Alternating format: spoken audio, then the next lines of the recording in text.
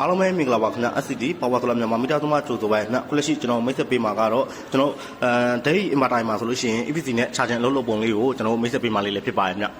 ဒါကတော့ကျွန်တော် EPC နဲ့ charging တွန်းမယ်ဆိုလို့ရှိရင်ပိုတွန်းကျင်တဲ့အချိန်ဘယ်လိုပုံစံလေးအားတွန်းမယ်ဆိုတာလေးကိုမိတ်ဆက်ပေးမှာလေးလည်းဖြစ်ပါတယ်ဒီကလို EPC နဲ့အားတွန်းမယ်ဆိုလို့ရှိရင် system remote ထဲကိုဝင်မယ်ပြီးရင်မြားလေး outside နဲ့တစ်ချက်ထပ်နိုင်မယ်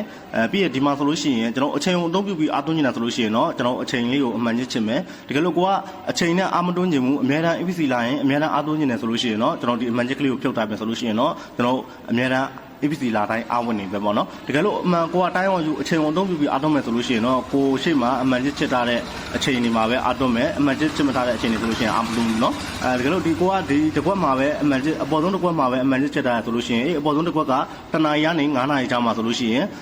ပါဝါ3000ဝက်နဲ့80ရာခိုင်နှုန်းအားထုတ်မယ်ရှေ့ဆုံး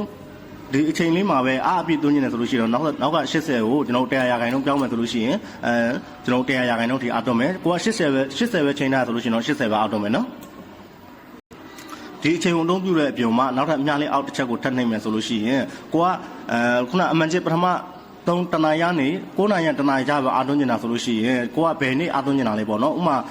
ရှေ့တနင်္လာနေ့တရက်ပဲအားသွင်းနေတာဆိုလို့ရှိရင်တော့တနင်္လာနေ့တရက်ပဲအမှန်ချင်းချင်မယ်ဒီလိုကိုကနေ့တိုင်းအားသွင်းနေတာဆိုလို့ရှိရင်နေ့တိုင်းမှာရှိတဲ့အတုံးလေးကိုအမှန်ချင်းချင်မယ်အဲဆိုလို့ရှိရင်အောက်ကအမှန်ချင်းကလေးကိုချစ်လိုက်မယ်အဲဆိုလို့ရှိရင်တော့နေ့တိုင်းမှာရှိတဲ့အားလေးကိုအများနဲ့သွင်းနေပြီပေါ့နော်ဒါကတော့ကျွန်တော် EPC နဲ့အားထုတ်မယ်ဆိုလို့ရှိရင်ကိုအသုံးပြုခြင်းတဲ့အချိန်ကိုဘယ်အချိန်ဒီမှာအားပြည့်သုံးခြင်းနဲ့ဘယ်အချိန်ဒီမှာအားပြည့်မသုံးခြင်းဘူးဆိုလို့ရှိရင်ကိုကစတင်ချိန်နဲ့ပုံစံလေးလည်းဖြစ်ပါတယ်ခင်ဗျဒါကတော့ကျွန်တော်ဒီဇိုင်းမှာဆိုလို့ရှိရင်တော့30 kW high